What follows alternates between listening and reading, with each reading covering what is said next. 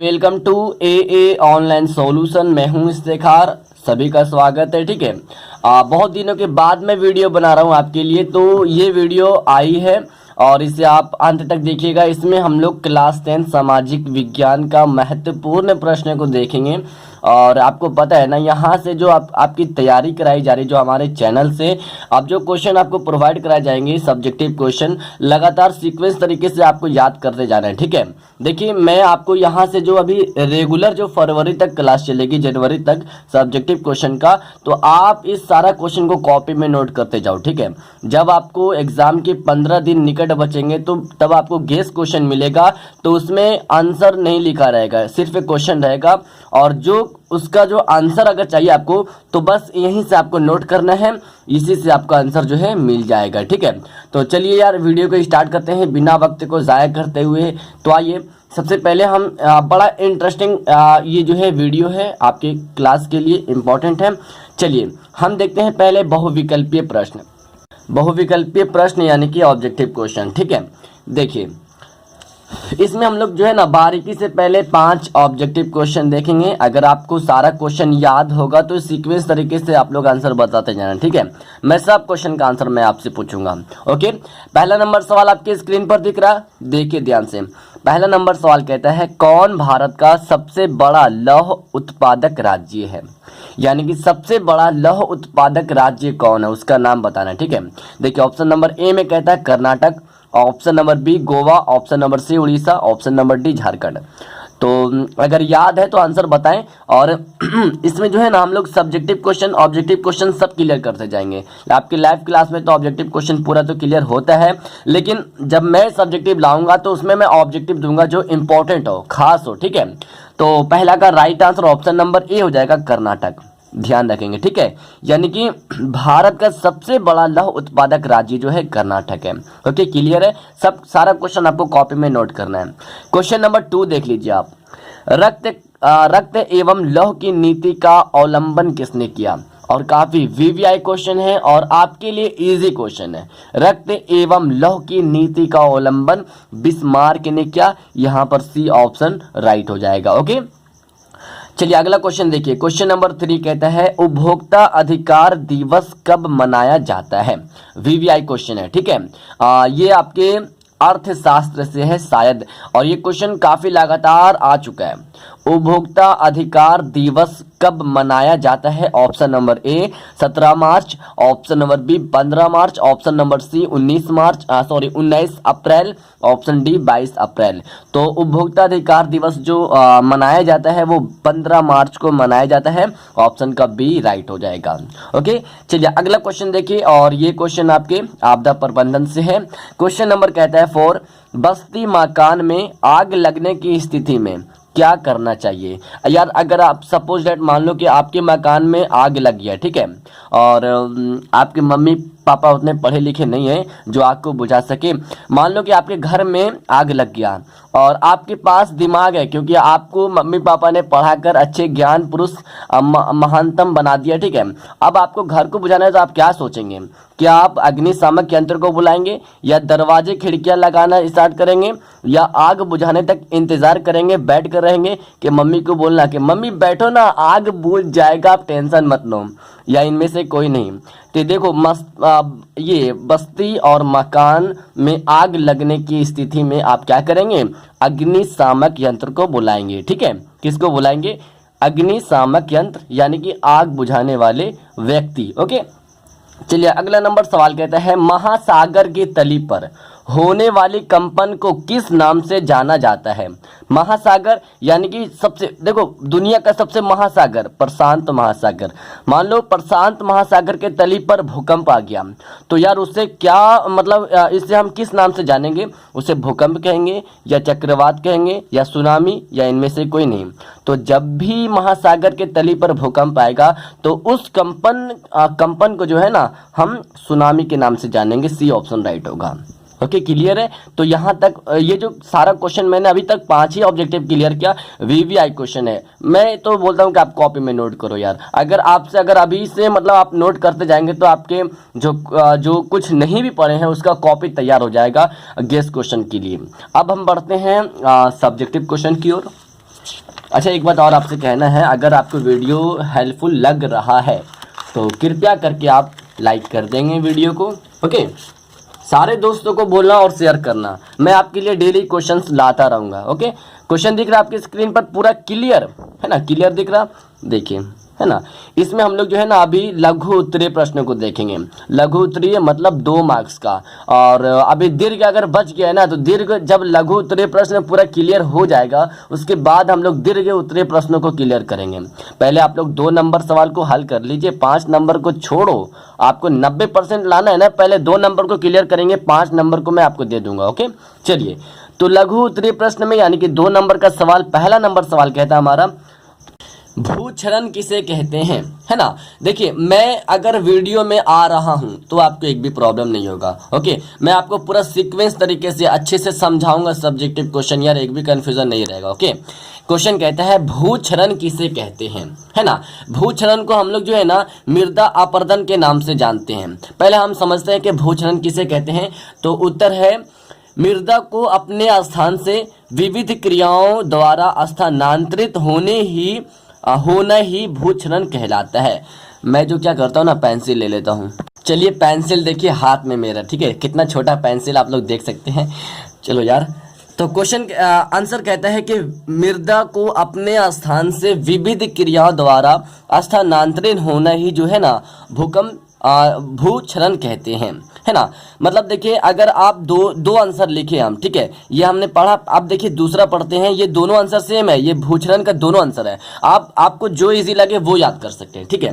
देखिए, मैं इसको पढ़ता हूँ, भूमि के कणों पर अपने मूल स्थान से हटने या दूसरे स्थान पर एकत्र होने की क्रिया को भूक्षरण या मृदा अपरदन कहते हैं।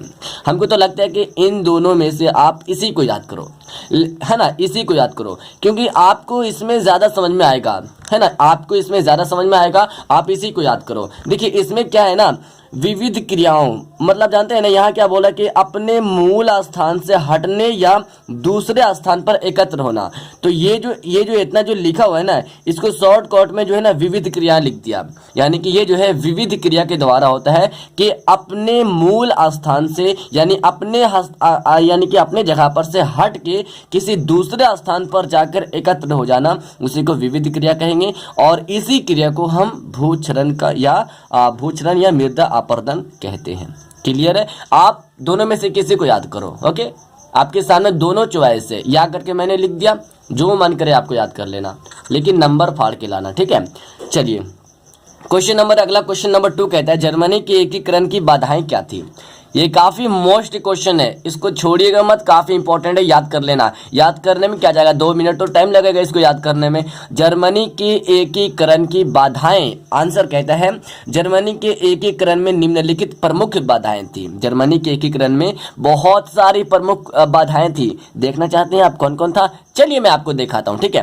पहला नंबर कहता है हमारा लगभग 300 छोटे छोटे राज्य, यानी कि जर्मनी में लगभग 300 छोटे छोटे राज्य थे, ठीक है। और ये आपका पहला बाधाएं है, यानी कि पहला बाधाएं हैं जर्मनी के एकीकरण में। अब दूसरा देखते हैं, इन राज्यों में व्याप्त राजनीतिक, सामाजिक तथा धार्मिक विषमताएं हैं।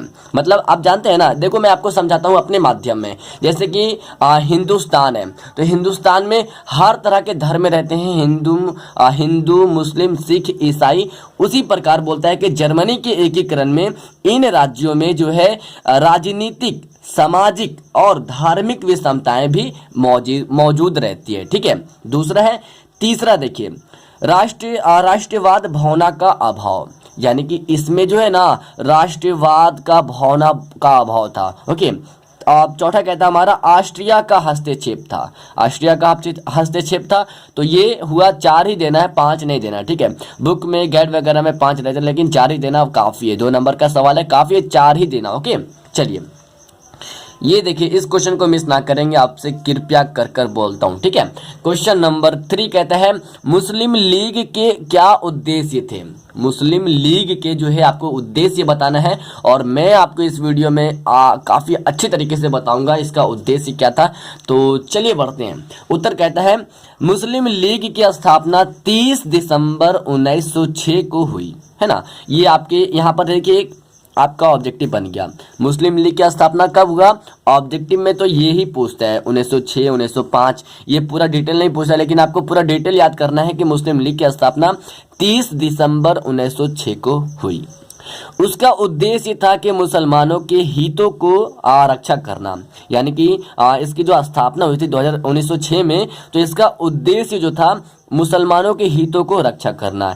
इनकी नींव ढाका के नवाब सलीमुल्लाह खान ने रखी थी, यानी कि इसकी जो नींव है वह ढाका के नवाब सलीमुल्लाह ने रखी थी, और इसका उद्देश्य मुसलमानों को सरकारी सेवा और उचित स्थान दिलाना एवं न्यायाधीश के पद पर मुसलमानों को जगह दिलाना। और उसके बाद कहता है कि निर्वाचक मंडल बनाना एवं काउंसिल में उचित जगह पाना।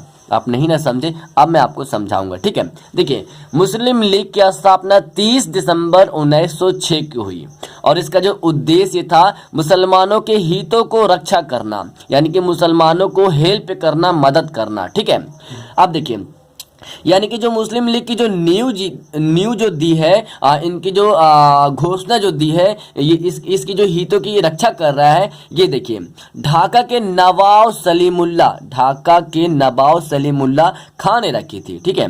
और इसका उद्देश्य जो है मुसलमानों को सरकारी सेवा, उचित स्थान दिलाना, या मतलब सरकारी सेवा जैसे टीचर मान लो, पुलिस मान लो, और उसके बाद उचित स्थान दिलाना, बड़ा अच्छे स्थान यानी कि उचित स्थान दिलाना, और न्यायाधीश के पद पर मुसलमानों को जगह दिलाना। उसके बाद एवं निर्वाचक मंडल बनाना और काउंसिल में उचित जगह पाना, है ना। तो ये मुसलमानों के उद्देश्य थे, याद कर लेना, आसान है। ओके, अब हम देखेंगे नेक्स्ट क्वेश्चन। ओके, चलिए अगला क्वेश्चन ये आपके स्क्रीन पर रहा, दिख रहा है आपको क्लियर? अगर नहीं दिखेगा तो कमेंट कर देना, मैं आपके लिए आपके लिए मेरा जान हाजिर है। ओके, क्वेश्चन नंबर 4 कहता है विश्व बाजार किसे कहते हैं। काफी आसान से हम समझेंगे विश्व बाजार की क्रिया। अब देखिए, उत्तर कहता है विश्व बाजार। ध्यान से सुनेंगे, कमेंट पर ध्यान ना दे कृपया करके, टाइम कम है, पढ़ेंगे तो आपके लिए ही ये जो है ना यूजफुल है। ओके, विश्व बाजार जो है उत्तर है कि उस तरह के बाजारों को हम विश्व बाजार कहेंगे जहां विश्व के सभी देशों की वस्तुएं आम लोगों को खरीदने के लिए उपलब्ध हो। क्या समझे हैं आप? नहीं ना समझे, अब मैं आपको समझाऊंगा। विश्व बाजार, विश्व मतलब दुनिया, है ना। तो विश्व बाजार उसे कहेंगे जहां आम लोगों को खरीदने के लिए वस्तु जो है ना उपलब्ध हो। जैसे में दिया हुआ है कि भारत की आर्थिक राजधानी मुंबई, है ना। मुंबई एक बड़ा शहर है, उसे बॉलीवुड का शहर भी कहा जाता है, और मुंबई में सभी वस्तुएं सेवाएं उपलब्ध है, उसे हम विश्व बाजार कहेंगे। और ये बहुत अच्छा उदाहरण है मुंबई विश्व बाजार से। तो याद रखेंगे कि उस तरह के बाजारों को हम विश्व बाजार कहेंगे जहां विश्व के सभी देशों की वस्तुएं आम लोगों को खरीदने के लिए उपलब्ध होती है। ओके, अब हम देखते हैं नेक्स्ट क्वेश्चन, काफी इंपॉर्टेंट है। क्वेश्चन नंबर 5 कहता है एटीएम को विस्तारित करें। विस्तारित मतलब एटीएम को पूरा फुल में लिखें, विस्तारित करें। ओके, तो एटीएम मतलब होता है ऑटोमेटेड टेलर मशीन। और ये क्वेश्चन अगर आपके सब्जेक्टिव में नहीं आएगा, फिलहाल तो ये क्वेश्चन अब ऑब्जेक्टिव में पूछता है, सब्जेक्टिव में ये क्वेश्चन पूछेगा एटीएम क्या है, एटीएम क्या है। तो इस पर मैं भी वीडियो बना दूंगा, लेकिन ये जो मैं क्वेश्चन बता रहा हूं ना, एटीएम को विस्तारित करें, अब ये सब्जेक्टिव के रूप में नहीं पूछता है, बल्कि ये ऑब्जेक्टिव में पूछ देगा। ठीक है, इसके हिंदी हो जाता है स्वचालित टेलर मशीन हो जाएगा, है ना। अगला क्वेश्चन देखिए, क्वेश्चन अगला कहता है, काफी वीवीआई क्वेश्चन है, एचडीआई को विस्तारित करें।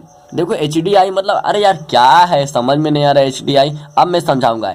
एचडीआई यानी कि हो गया मानव विकास सूचकांक। अब आपको समझ में आया, हिंदी में तो आपको समझ में आता ही है। ठीक है, एचडीआई। अब देखिए एचडीआई को हम विस्तारित कैसे करेंगे, ह्यूमन डेवलपमेंट इंडेक्स, है ना, ह्यूमन डेवलपमेंट इंडेक्स, इसको हम कहेंगे मानव विकास सूचकांक, बस। और ये सारा क्वेश्चन याद करना है।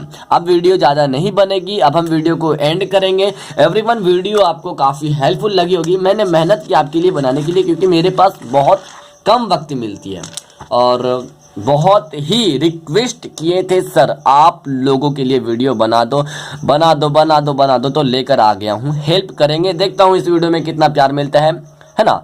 सबको याद करना, मेरे तरफ से एक ही, अगर आप लोग याद करेंगे तब वीडियो बनाऊंगा, नहीं याद करेंगे नहीं बनाऊंगा। ओके, तो फिर आप आशफाक सर से ही कोचिंग ले लीजिए, सबसे बेस्ट तरीका।